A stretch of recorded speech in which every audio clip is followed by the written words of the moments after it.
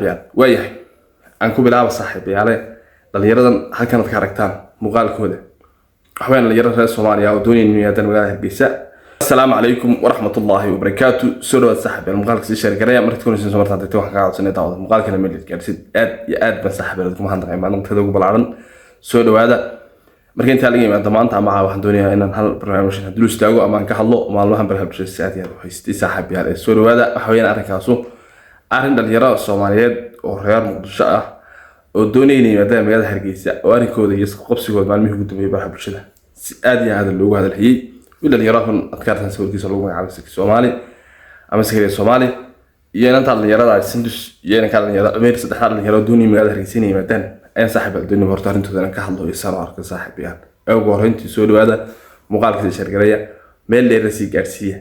aad iyo aad na saaxiibayaal waalidku ma hadlay maanteeda ku baraan isku soo noqosho wanaagsan ma leeyahay saaxiibayaal laadinkiisa waxa la jeenaya ku halka wada socdaan kala tagin inaan noqono ma fahanteen war ma fahanteen saaxiibayaal waayahay aan ku bilaabo saaxiibayaal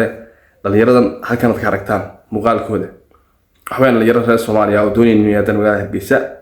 xilliga muuqaalka soo gaaraya maalnimadii Biritaan ayaa laga yaabay Hargeysa soo gaaraan kolay waa dhalinyaro YouTuberisa TikTokera labadaba isugu jiro oo magaranayay labada nambale oo magaranayay saaxiibayaal labada number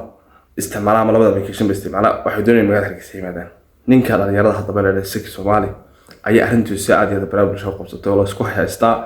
oo ay noqotay arrintiisa arrin la isku qabsado way imanaya waayahay horta dhalinyaro badan oo aalada social media intii aan ku jirnay kadib yimi oo hadeer laakiin dadka Soomaaliyeed saameyn ku dhaxlay ayaa jira laakiin hal arrin ma saaxiibayaal doonay maanta inaan dul istaago marka hadlo waxaan leeyahay aniga Somaliland iyo Hargeysa ay hoos soo jiidina Soomaali inteeda kala sharafteeda meel ka dhacayna inaguna dad moolad iyo magac leh oo dunida kala ka duwan nahay cid kasta way ogtahay wixii la inoo geysto iyo wixii la nagu sameeyana dad ka dhiidiyo oo diiday inaan nahay iyadana wada ogsoon yahay hadda waxa la leeyahay saaxiibayaal dhalinyarada reer Somaliland ay daawan doonto muuqaalkayga inuu gaari doono wala soo daawada qof kasta daawada qofka kale muuqaalkiisa gaari waa iska yahay aan ka daynabeen ayaan leeyahay saaxiibayaal anagu social media waxna soo biran 2019 almost 6 sano ku dhawaad ama ka badan ayaan ku jirnaa hadda taan isticmaalna ama YouTube aan isticmaalo ama Facebook aan isticmaalo Somaliland iyo ahaanshaheeda iyo dad badan hore u yimi wallahi talaag bari ka bixi jirtay anaga waqtiga magaalada aan dadka social media isticmaalo saameyn aan joogin hatta inaan lacag ku bixino ayaan u soo gaarnay imaashaha dadka reer Soomaaliyeed ama dadka kale meelaha kala ka imanaya ama dadka reer Muqdisho ama reer Garowe ama deegaanada kala Soomaaliya ama jigjigalka doona baa ka maadaama Djibouti saaxiibayaal waxaan qurux badan quruxda dalkaaga iyo bilicda dalkaaga inay dadka Soomaaliyeed bartaan waxaan aaminsanahay nin ay iyo nin amaanaba weyn ogsoonahay oo midna meel inaga ma gabisna saaxiibayaal ninka dhalinyarada ee dul istaago dhalinyarada si Soomaaliya arrintiisa ama ka hadlo saaxiibayaal dan ka hadla ama dul istaaga saaxiibayaal ninka dhalinyarada waa qaldabay codkiisa waa ogsoon tahay oo waxa wanaagsan dad meesha aad magaranaysaa wax ka sheegayso waxaad ogsoonataa inay sharafteeda iyo cirdigeeda iyo karaamadeeda inaad helisid hadda maanta haddaan xamar caayo iyo haddaan ascaarad caayo haddaan garow caayo haddaan jigjiga caayo haddaan Hargeysa jooga caayaba inta mid waxay ka soo galiyaan ma jiray sharaf dad Soomaaliyeed uma meel kaga dhacaya waxaan ogsoonataa maalinta wadad walaalaha ay wax ka sheegtid in maalmaha kamid ah maadaama qof influencer soo dadka dhan bixiya tahay in maalmaha kamid ah goobta ay wax ka geli doonaan waxaan wanaagsan waxa leeyahay in rag tahay gudub lama galo walaalkii waxa leeyahay horta intaas tusaale kugu filan reer Somaliland waxa leeyahay wanaagaas hadii ay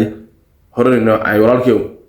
halka ku deg oo iska joog xaaladda iyo sideen ku xigay intii hagaagayaan أنا أنت سانك قرأت أنا ورالك وقرالها يا مجرد هرتها السؤال كومنتي واتساب يا مجرد تيك توك لقى محكمه أما يوتيوب لقى صح هذا لقى محكمه أما مجرد أنا راح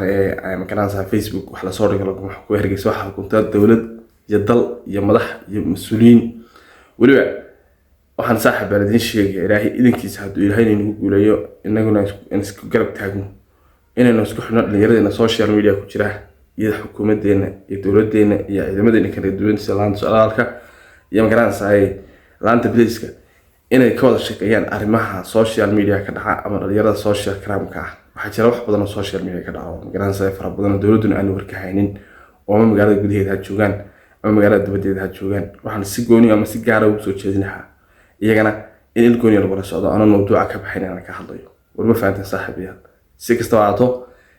saaxiibayaal arintan wiilkan dhalinyarada maanta ilaa shalayta baraha bulshada haysatay dhalinyarada waa soo dhaweyn xalaan welcome to Somaliland deegaankiina iyo dalkiina iyo muddiina ugu soo dhawaada ayaan leenahay waxaan rajeynayaa inaynu magaranaysaa soo dhaweyn cajiib leh halka uga dhaco waxaan dhalinyarada aan qabyaalada ka hadlin reerka ka hadlin xukuumadda ka hadlin waxaan ka hadlay laba dhalinyarada oo wiilka dhalinyarada caruurta ay yara cibaar lagu magacaabo iyo gabadha dhalinyarada sidoo lagu magacaabo iyadoo qodada foosta lagu soo riixay arkayo hees garansay jilibkii darwiishku yahay caynkaas qofka hees iska duubi kara waxaanad ogsoonataa qasab maaha qof kasta adigu waxa aaminsantahay inuu aaminsanaado qasab maaha qof kasta qadeed buu leeyahay sad qadeedaadu ilaalinaysid sad dadnimadaadu ilaalinaysid sad dadnimadaadu ilaalinaysid waxa qurux badan inaad adiguna ogsoonaatid in dadnimadaada iyo dalnimadaada iyo ardayga dad sidaas oo kale iyaguna toodo ilaashanaya aadu taado ilaashanaysid jiraan qofkana qasab maaha inuu adiga ku ayido qasab maaha inuu adiga ku ogolaado waxaan wuxuu aaminsan yahay walaal xalaal ma soo jeedinaa qof kasta oo halkiisa yimaada inta lahaana ma soo jeedinaha oo garan saarno la qof kasta magaalada yimaada loo yeero shuruudaha dalka u yaala sharciga dalka u yaala migration ka soo sheegay ma fahanteen laakiin laan abniga gudaha dalka ah maadaama qofta intriga dalka soo gashay marka dalka gudihiisa la soo galo dalka gudihiisa amaanka dalka gudihiisa ciidanka booliska amaanka dalka gudihiisa shaqo kale oo hayo gacanta ku dhigan loo baahan yahay ama ogsoonahay oo gacanta hadaba ku hayo waxaan soo qofka dalka soo gala laanta booliska inuu yeedho laanta booliska dabagalka social media iyo arrimaha media inay u yeedhaan